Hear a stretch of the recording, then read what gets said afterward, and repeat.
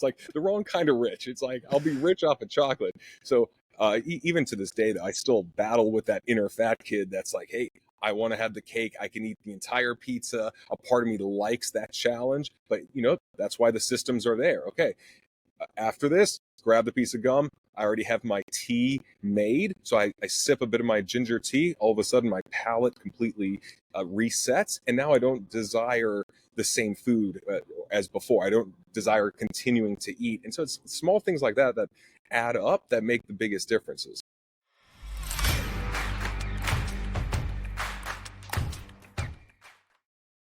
Welcome back to the Money Mindset and Mentoring Podcast. We've got Gil and Brad here. They're from Empowering Men. Empowermen.co is their website. What they do is they help busy men look at focusing on their money and their weight and their fitness. And guys, I am so ready to dial into what you guys have because it is a sincere passion of mine. And especially since Gil, you and I share a new founded passion for you, a long founded passion for me, for Brazilian Jiu-Jitsu. So, man, we've already got off on the right page. So welcome, gentlemen. Thanks so much, Steve. Pleasure to be here. Glad we can make it happen, and hope we could serve your audience the best we can. Beautiful. Well, I appreciate it. So to start off, we'd talk about a little bit what got you into the mindset of going down this direction. And so where did the foundations come from? I mean, personally, both health and finance have been two major themes in my life, along with personal development. But you'll hear from Gil. He came from the other side of health. I came from being an overweight kid, always wanting to date the more attractive girl that was out of my league. And it really just came from, all right, if I can get in better shape, then I'll have more confidence. Then maybe I'll be able to date the girl that everyone wants to date. So it started there. And then, of course, it leads to, all right, well, I got to dress better. I have to have social skills. And then it's, well, if I can get better at money, then that's going to open up a lot more doors. And so when you look at how health and wealth is combined, where the better you are with your money, the more you can afford organic groceries and better health protocols. And then the worse you are with your money, the more you're stuck with just the Pop-Tarts and the bad food, which is going to limit your performance, which is going to make it worse for you. It was just one of those natural combinations where I found that, hey, these two things are so interconnected. And once you have both of them taken care of, life really opens up. I totally agree with that. I think when you look at your health as the underpinning to allow your body and your mind to work at the pace that it needs to. But money is sort of the gives you velocity to all of that. Because if you're trying to be successful in anything and you want to open up opportunity, money is the key to open up the opportunity to whatever you're looking at doing. And I always say, like, a lot of people think, oh, well, money doesn't matter and all this other stuff. And I said, well, to make money matter, you need to make money matter. So in other words, money isn't the currency. The currency is the impact of the money that you have. So that's my belief. So I'm 100% with you on that. Gil, what's your thoughts? Yeah, man, money is a tool, buys you time. So if you don't think money is important, then you're really wrong. Because it buys you time to do whatever you love. Yeah, my background too is different because I was always very healthy growing up. So for me, food is just like when I eat for purpose. I don't eat so much like for the satisfaction of it. I like, what is this going to do to me? It's going to enhance my performance. I'm going to look in a certain way. Like I eat very intentional. So I know that Brad is more of an emotional eater, but for me, it's just everything I do is as a purpose. I love that. Eating intentionally. I think a lot of times we do things and we don't realize why we do them. And not to pick on Brad, but the idea that we do things because of emotion, sometimes emotion will lead us astray. But using logic, using patterns, using discipline, I think that's the thing that kind of keeps us on that point of doing things intentionally. I love the idea of eating intentionally, and I would take that further to everything in life intentionally.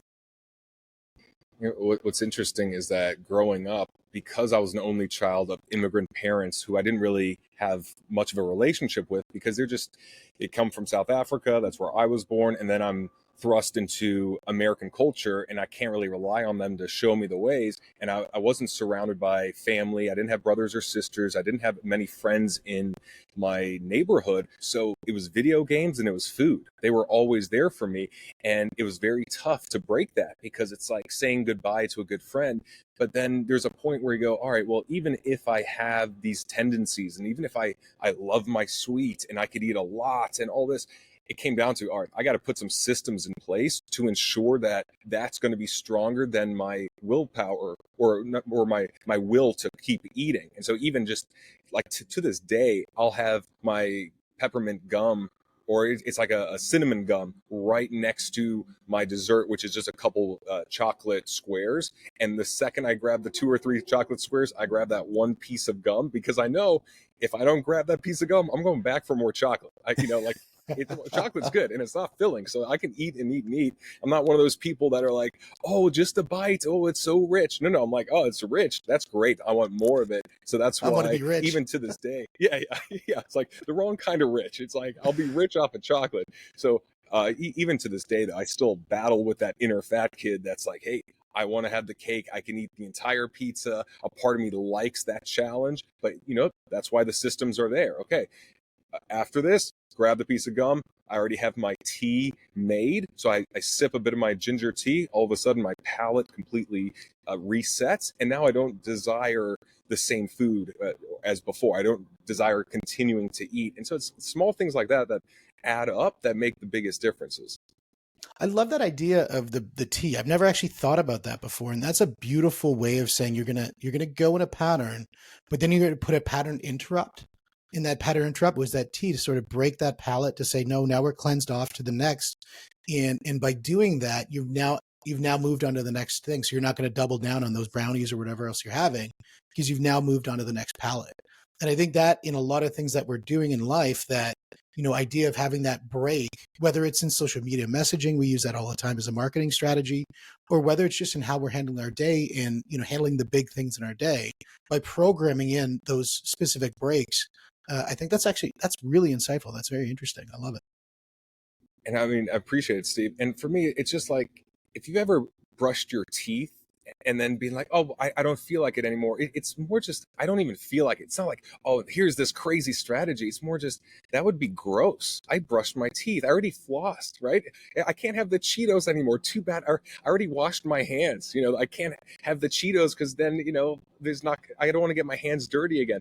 And sometimes it's just adding that little bit of friction, just like in Atomic Habits, what we love, that's our book of the month. We talk about it because it's so applicable. Add that friction to the things that we want to add a lot of friction to, and then we do the exact opposite for the things that we do want to do. Yeah, a lot of people talk a lot about the idea of making the frictionless transaction in business and that sort of thing.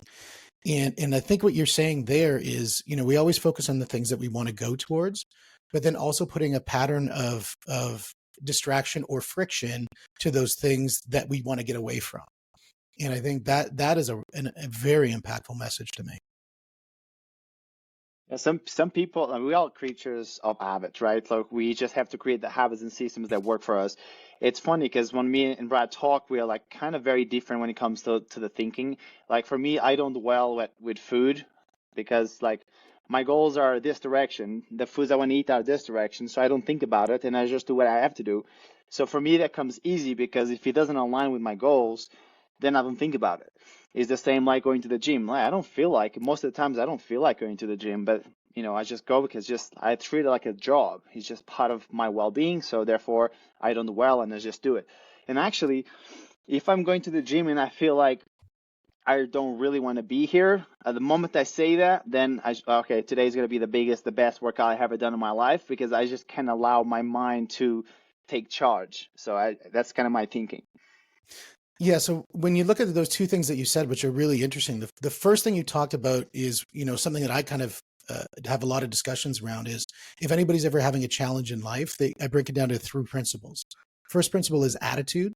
Second principle is approach. And the third is activity. And a lot of times people focus at the activity as the fundamental level. But I think what you're saying is, and you're in agreement with me, is that you focus on the attitude first, which is the goals. And if it doesn't direct towards the goals, the activity is going to shift and the approach is going to shift. And 9 times out of 10, most coaches or anybody in the coaching space focus on activities, where the things that really solves it is the attitude side of things. And then it's not the mumbo jumbo of the attitude side of things, which goes back to what you were talking about, which is discipline. And I firmly believe, and this is Brad, you and I were chatting about this earlier, is that the idea that discipline it wins over motivation, because discipline shows up when motivation doesn't.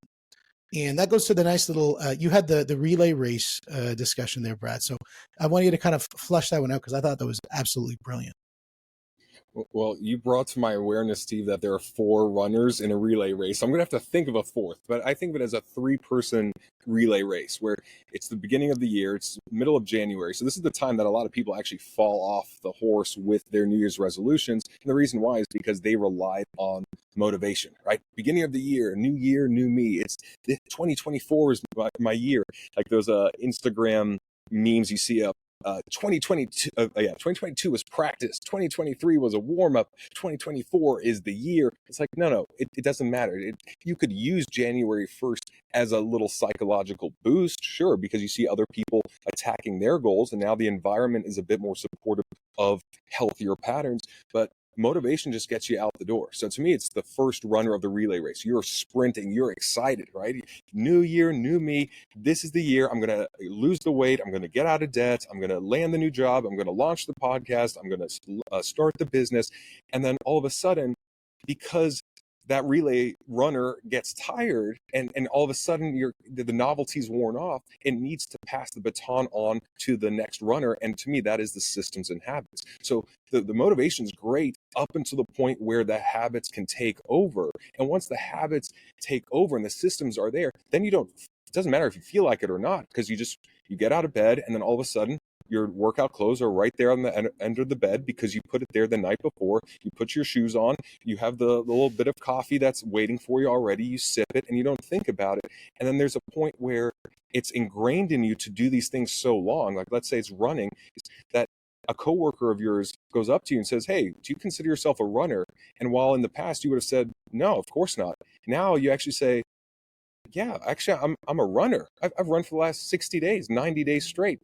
I guess I'm a runner." And then when the identity starts backing it up, now it's way easier to stick with the habits and the systems because now everything is aligned. Everything is helping each other. And now motivation's irrelevant. It's like left in the dust. That runner is sipping on the Gatorade, waiting for the other runners to come back to the finish line and celebrate. But it really comes down to just understanding motivation's great. It's important, but it's just the first runner of the relay race. We got to have the systems and then let that lead to a permanent identity shift. Yeah, I love that. And that was the last runner that you were talking about, which was the identity shift, which if you want to kind of explain that one a little bit, because I thought that was pretty cool. I mean, for me, it's like and I know this is me being vulnerable. I still look at myself as a fat kid that has lost a lot of weight versus a healthy man that has given up all identity with loving food and it being a companion of mine. But the way that Gil looks at his food, it's just, I'm a healthy person. I'm an athlete. So of course he makes the right decision because his identity is so ingrained in that belief system that the idea of picking up cake or alcohol or cigarettes or anything like that would just be absurd because it would contradict who he believes he is at his core. And so, for me, that it's just the more the habits I do on a more consistent basis, the more I'm lending myself to that identity. So right now, my identity is I love food, but I can balance it in my life. I'm not trying to be an athlete. I'm not an athlete, but I'm a guy that loves to eat and also live a balanced life where I want the best of everything. We'll see if that changes over the years, but that's where it's at. Yeah, that's interesting because I there's a conundrum there that I want to kind of understand a little bit because, Gil, when you're in a situation where you're going out and you're social, you're out with your friends and that sort of thing, and if we talk about you've easily passed the baton from motivation to habits and from habits to your what you identify as. Now, the last thing that I found interesting when you talk about the whole thing that when you're doing a New Year's resolution, that there is a sort of a social awareness that this is the time of year where we make these things, and people are like, "Oh yeah, you're making all," and it's sort of assumed that everybody's gonna this month. I pity the people who own the places that are the fast food places because they're missed this month, but next month everybody's back, so they're fine. But I'm looking at you, Gil, and because you've made that as part of your who you are and who you identify with as yourself, you look at your social circles when you're out in the evening and people are out and they're saying, let's go to the all-you-can-eat buffet, and you're saying, okay, well, I'm going to stick to whatever I have there. The social pressures, I'm wondering if they're less social pressures because you've created that icon for yourself than maybe for Brad, when you go out And people are like, well, Brad does really love some brownies. And so that maybe you'd have a higher degree of social pressure to maybe take a path of, that you didn't want to choose. Gil, what's your thoughts? Well, I stopped caring about what people think Nice. long time ago, and I feel like the older I get, the less I care. Honestly, like I honestly I couldn't care less what other people think about what I'm doing. I did have a lot of that social pressure in the very beginning of my career as an international model as well, because everyone drinks, everyone does drugs, everyone is year round of these things all the time, and you always hear like, "Come on, man, you're so young, like enjoying your life," but they're not understanding that I'm enjoying my life. I don't need alcohol or drugs to be happy. I feel like if you're needing of something else, now you're dependent on something else for your state of mind, for state of being. So I never felt the pressure of drinking or doing anything else because of someone else. And I think, we noticed that even when we have like new members, like new students, they wanted to lose weight or whatever, the first day of that interview, when you understand why they're doing, why they want to lose weight, why they want to, tie their finances, you can immediately tell if these people are going to be successful or not. So my why, like the way I eat, the way I perform in terms of my physical activities, whether it's working out, jiu-jitsu. Sometimes me and Brad talk all the time. He's like, "Do you just went to the gym for 2 hours and now you're going to do an MMA class and then you're going to do a jiu-jitsu?" Like, that's 3.5 hours a day, dude. That's insane. It's like, it's not insane to me because I got used to it. And the more you do it, and I think this applies to business as well, the more things you're involved to, the more things you have in your plate, you just get used to it. It's just another level, right? So for me, it's just like if your why is big enough, if your why is important enough, then that won't be that hard to keep those habits and systems, right? If you're trying to be healthy because you want to be present for your kids are really important to you. So then you're doing it for yourself, but also for your kids because you want to be around when they get older. So that why becomes so important. Then when you're like making decisions on what you're eating, it becomes irrelevant. It doesn't have that weight anymore. Yeah, that makes a lot of sense when you look at building a why out, and when you encompass more people in your why, the more powerful it gets. And I think that's just a human construct, is that the more that we can care about other people and that our impact is impacting them almost even sometimes more than it's impacting us, we actually act greater and we hold a higher degree of responsibility to ourselves. So I think that's actually a very important thing. Brad? There's something I want to add, which is the power of environment. And a lot of the guys that we work with, they're not surrounded by acai bowl places and gyms and fitness studios. I live in the middle of West Hollywood, which, for better or worse, you got a lot of health, you got a lot of vanity, and you see people that invest in both. Well, I'm going to the gym and I'm working out 3 hours a day, and then I'm getting my Botox here and I'm getting my BBL there, and maybe you have to Google what BBL is, but it's normalized. So what's normal for me in Southern California here is not normal for someone in Buffalo, New York, or in Louisiana, or in Dallas, or in whatever place. And so I think a lot of times it's just a matter of what is socially acceptable in my direct environment. And then we kind of go in that direction, because who wants to be the black sheep of any place? I'm pretty sure if you look up human psychology and just what has kept us alive is just being in tribes and in groups. And so if everyone else is watching the game on the weekend, drinking a bunch of beer, and then going out and partying and then eating, just doing all that kind of stuff, if that's normal, well, what are your options? You get to be at home by yourself and be away from social interaction and connection, or you kind of say, all right, well, what's worse? I guess I'd rather just be with them and be friendly with these people and have connection, even if my health and my finances suffer. And so what's great is that now with the internet, if you do live in some rural places or some unhealthy environments, if you can't find that locally, if it's too far away physically for you to drive and be in those neighborhoods, be in those groups, you can go online. You can find groups on meetup.com. You can find events on Eventbrite and Facebook groups and programs like ours, where you could say, hey, I feel like the black sheep of my environment because I'm a father that actually wants to get in great shape, and all the other dads just seem to be content with fantasy football and just doing their thing. And then you say, hey, we're with a bunch of fathers and husbands and busy professional men that want the same things. We're just scattered around the country. But when you log on online and you're on the Zoom calls and you see each other, we got something special.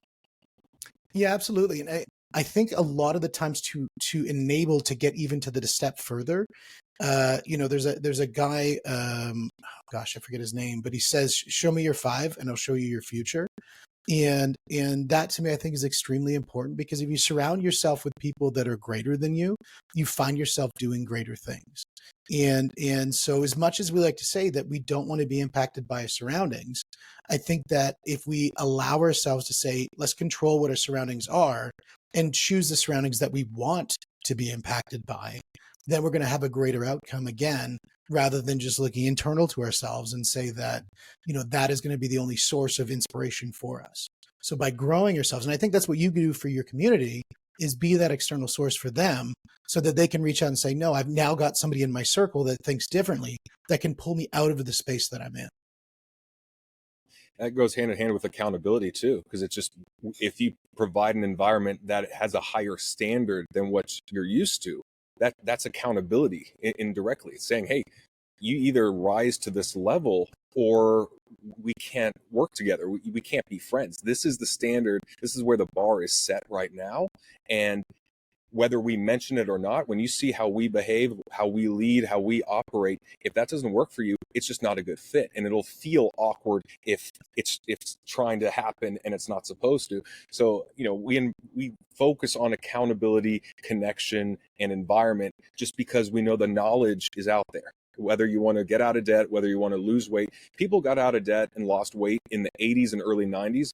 And they had to go to a library and try to find a book. They had to go to a Barnes and Nobles. They had to do something to actually find a book and go through it and read it. And now we have all of that on Google, on ChatGPT. All the information is there, and yet people are still in debt, still overweight, still depressed, still not taking the necessary action. So really, what is going to lead people to taking this action consistently? And that's what we found, is the connection, accountability, and environment.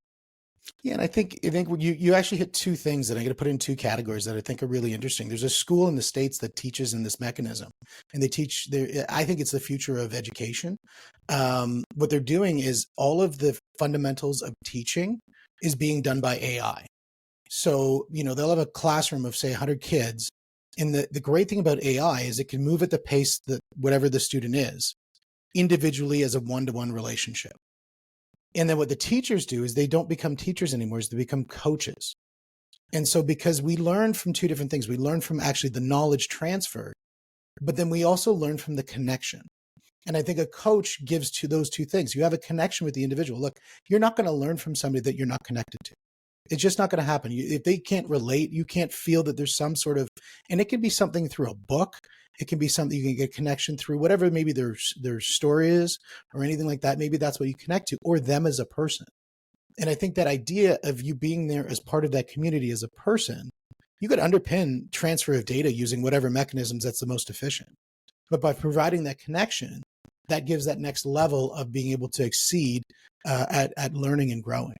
Yeah, man, you'll be in a bubble, and I agree with that. Like, the environment is very important. Like, there is studies that talk about, like, kids being around in neighborhoods where they're wealthy, even if they come from like a poor background, they still excel in life because the environment are richer, are wealthier. So then they think the same. You kind of pick up on each other consciousness and environment.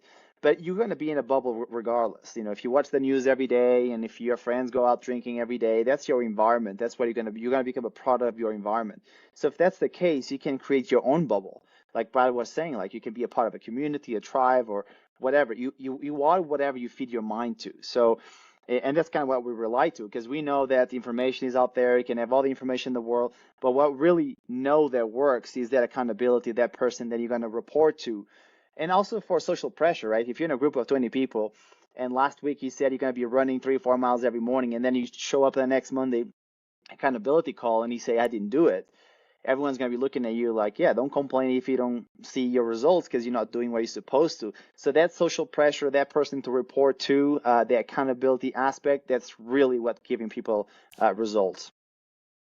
I think that's beautiful. I think the idea that, you have that community that everybody answers to. I'm part of the 10X community with Grant Cardone. And one of the things, I was just on a call before our chat, and just sitting there and saying, okay, what books did we go through? What chapters did we go through? What is the information that we received? How did we interpret it?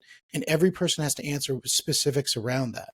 So when it comes to your turn and you got to talk about the specifics of something within that the narrative that you were supposed to read, if you didn't do it, I mean, you're sitting there not looking very good. And you can do that maybe once, but the next time you're either not going to show up and you're going to self-select out of the group, or you're going to show up double time and do a double on the next one to make sure that you make up for lost time on that one. So I'm 100% with you on that. When I look at for what you guys do for your clients, if we're talking about the interrupts that maybe you do into people's lives or some of the messages that you give, what are sort of maybe top 2 or top 3 things that you could impart onto the community that people need to look for to make the change in their life?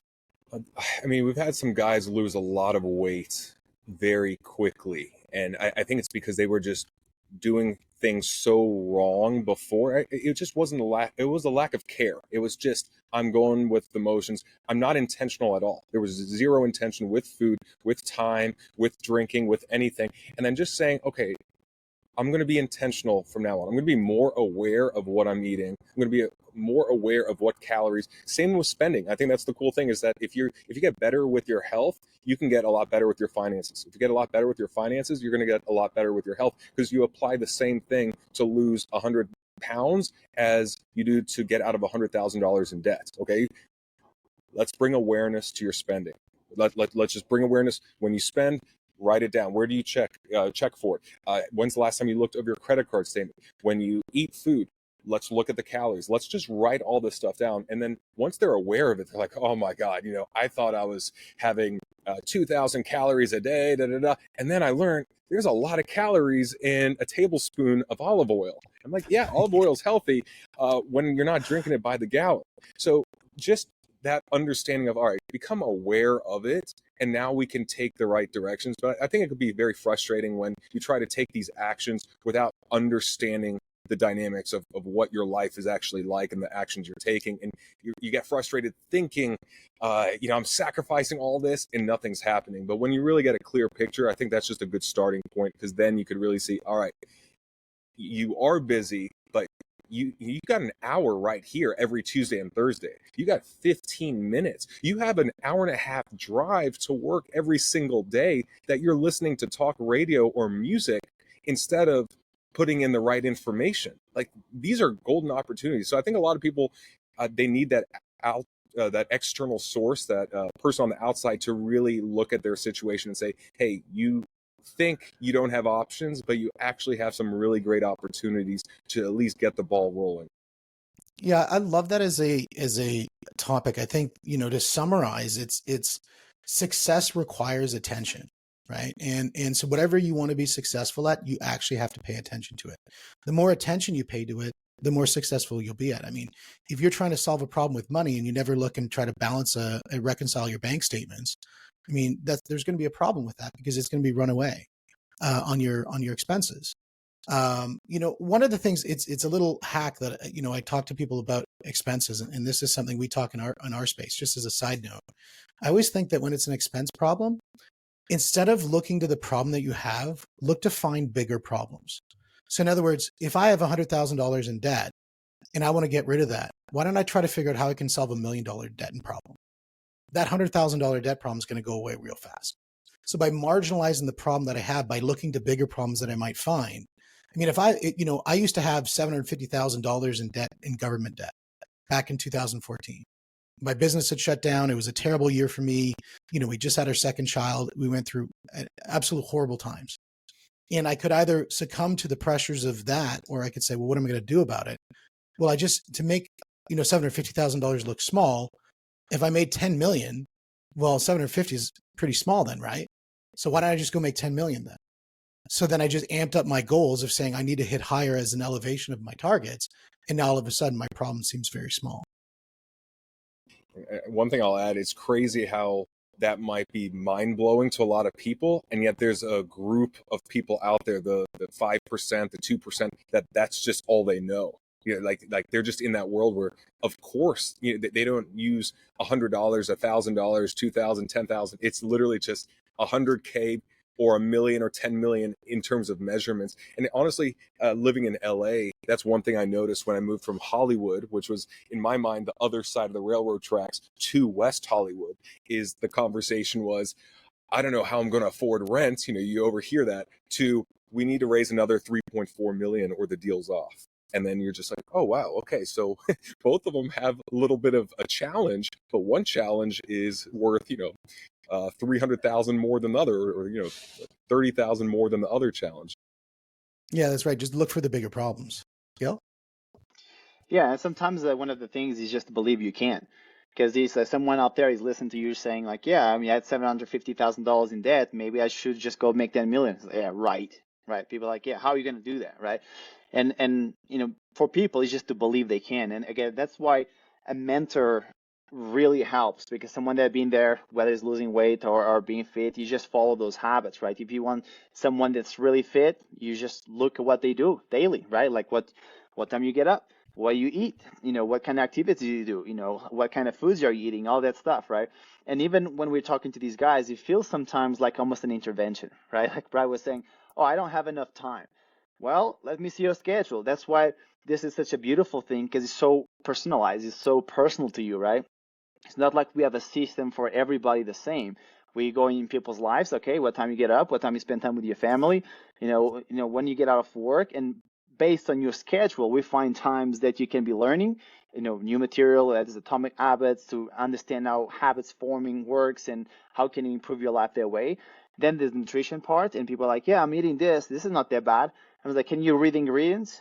Oh, I don't know even what it means. If you don't know what the ingredient means, most likely it's garbage. That's like GMO, that's like cancer, right? And then when they start understanding that, like, oh, so I ate this little thing, that means I need to be like 45 minutes on the treadmill just to burn this little thing that I didn't even like it that much. So it's just more that perception of understanding why you do what you do, be more, effective with your time management, and just go in the right direction. Yeah, I think, for me, when I was at that point, I drank a lot. I ate a lot. I was 240 pounds. I didn't really work out. I just I played rugby every once in a while, but, I wasn't really playing competitive rugby at that time.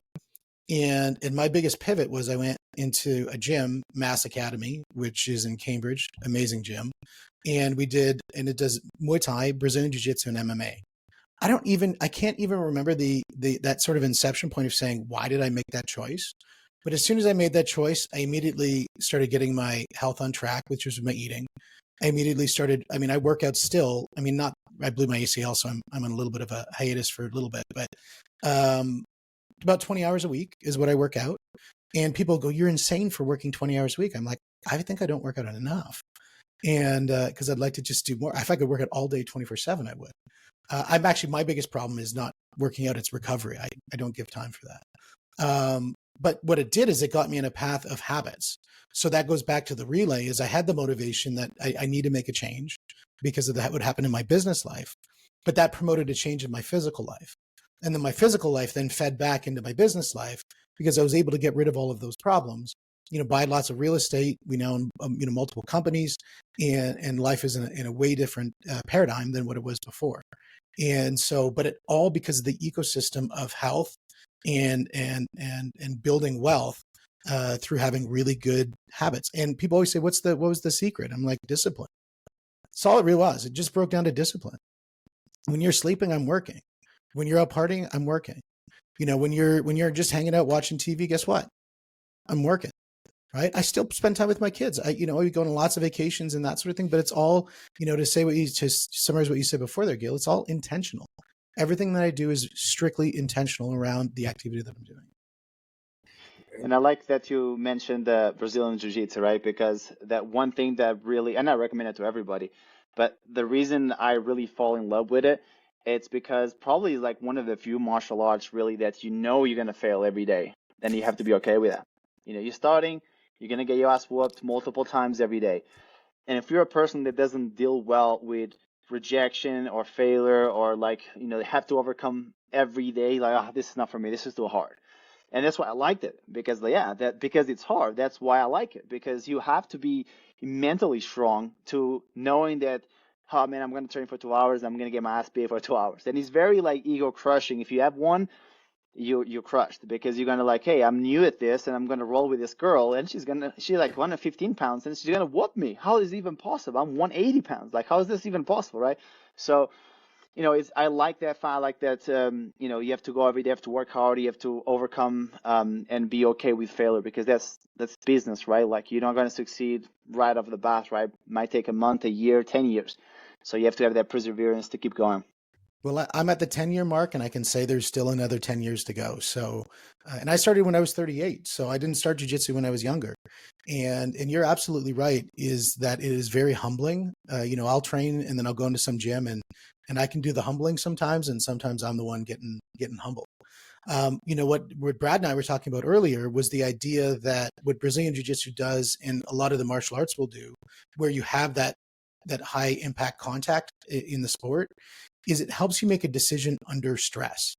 And because when we're under stress, we move to the lowest form of our training. And in Brazilian Jiu-Jitsu, you can really feel that out, especially you go to a competition and that sort of thing. You learned all this fancy berimbolo, but when you go to the competition, guess what? It's a very simple single leg takedown, your side control, and now you're going to do a head and arm lock. And because it's just you've gone to your basic fundamentals. And that can apply a lot into business, because if we don't practice and train in business on a daily basis, and I believe training needs to be outside of the functional operation, just like you don't train when you roll, you're practicing when you're rolling, you're not learning and training. That comes when you go over lesson plans. And so the same thing needs to happen in your business world, is where are you training and where are you practicing your business life? Because you don't have those two things, all you're really doing is practicing on your customers in live events at high risk situations. And, the failure rate is quite high at that point. Yeah, and just to share a little thing, and then I'll let Brad go, so we don't, shut them off like that. Even when I was doing really well, right? So I'm new, I'm white belt, I'm learning. I've been doing since March last year, so it's been almost a year now. And doing really well. The gym is awesome. I wanted to compete too, because I have a Hayabusa that sponsored me. They were giving me the clothes and all that, so I want to do well. I want to compete more for them than for me, but at the same time to overcome that fear of competition too, because you can snap your knees off, you can break arms. It's like pretty brutal. So when people talk about competition, it's like, yeah, you have to grow a pair of balls to compete, because it's not a piece of cake, right? And my first match, I absolutely got smashed for 5 minutes. The guy didn't submit me, but he broke me. One thing I learned is like you have to do a really good warm up, break a sweat before you go, because adrenaline kicks in and you have nothing, right? And I always consider myself with like great cardio. I have really great cardio. I train up 8,000 feet here in Big Bear. So, high altitude, great cardio, awesome. I go down the mountain to compete. First 5 minutes, and I'm absolutely dead. I got this. I don't even know if this guy's a white belt, because he was an eight-year wrestler, white belt, that competed against me, and he smashed me. He pinned me down. I couldn't even get out of there for 5 minutes. That was my first match. I had like 6 matches more after that. I'm done. I have nothing. I could barely walk from the mat to the seat, which was like 4 or 5 feet. I'm like, how am I going to even move forward from this? And then overcoming, and then go and win 6 matches on a row, and take first place at a gi and third place in OGI. That's what I like about the overcoming fears, because then when you do them, then you're not scared anymore, and that's growth. You pointed out, and I can solve your conundrum, by the way, of why you were so low in energy, and it has nothing to do with your cardio. The reason why you were so low in energy is because there's two patterns that we have in our brain. There's the fight pattern and the flight pattern. And fight shows up when we have significant confidence in our training, and flight shows up when we're experiencing something for maybe the first time, or we're in a situation of massive duress. So because maybe this was one of your first tournaments, what's going to happen in flight takes a lot more energy than fight, because fight, you can rely into training, where flight, it's the emotional dump that happens as a result. That is a massive situation. And that is when somebody goes for the first few white belt tournaments, that's exactly what happens. I've seen people who are just jacked to the nines, cardio for days. They can run around me tenfold. And I can go through 15, 20 matches, 30 matches without breaking a sweat, and they're done. And the reason being is because they showed up with flight, and they don't even think they think they're showing up with fight, but it's actually flight, because they haven't just built that roadmap. And what'll happen is, as your jiu-jitsu gets better and better, and that comes through time, you're going to find that your level to be able to go, you're going to rely less on your cardio, and you're going to rely more on your training. That's good stuff. I feel left out now. I'm almost inspired, almost, but I'm not. I will say this one thing though, because it came to mind. My biggest fear, it was not competition, but it was needles. And so the day I injected myself with TRT because I got prescribed it, that was a big moment for me. But I do want to mention it just because there was a time in my life in my early 30s where I was like, yeah, that sounds great to have a business, to chase, to pursue dating and find my wife and all this, but I felt so low. And I'm not sure if you've ever dealt with yourself with low testosterone, Steve, or someone else, but it is the light switch of optimism, of vitality, of whatever for men. And when I had that low testosterone, despite sleeping 8 hours a day and having enough water and having grass-fed, grass-finished meat and vitamin D and sunlight and zinc and all this stuff. Everything that those Live Strong articles would say to do, I'm like, all right, download them all, do them all, and I still had very low testosterone. And some of the guys we work with, they start with us and they just feel so deflated, so defeated, and what's even more deflating is when you feel like you're doing the right things and you're not seeing the results. That's one of the worst feelings, is like, but I'm doing this and I feel horrible. I'm gaining fat even though I'm working out and eating salad. What's the point? What's the use? And so I just will say this: if you're a man out there, or you know a man in your life who just has more of a deflated kind of outlook right now, and they're quite healthy in their routines, there's a chance that they have low testosterone. So I just encourage you to tell this man or yourself to get your hormone panel tested via blood work and see where you're at. And there are a lot of great clinics out there that will actually help you with your diet and exercise, but then also prescribe TRT properly or other things that'll help. Because for me, that's been the biggest life changer over the last 10 years, is just getting on TRT, a small dose, but enough for me to feel my best and want to grow my business, want to date, want to live a great life filled with adventure and fulfillment. So I know that was out of left field, but No. mention The thing is, there is I've taught this at a lot of places where it's the idea of asking for help. And a lot of people think asking for help is giving up, where I say it's the exact opposite. Asking for help is being so committed that you're willing to put your ego aside so you can accomplish the task at hand. And if you need help because your testosterone is low, that's not a fundamental flaw with you as a person. That just means your testosterone is low, and you just need something to fix that. And I have a lot of friends that the TRT brought them to another level in their relationships, in their business, in their health, that making that flip and making that switch was life-changing for them. So I'm 100% with people who are willing to, just say, hey, my hand's up. I'm ready to reach out, put my ego aside, put it in check, because I'm so committed to my goals. I'm going to ask for help.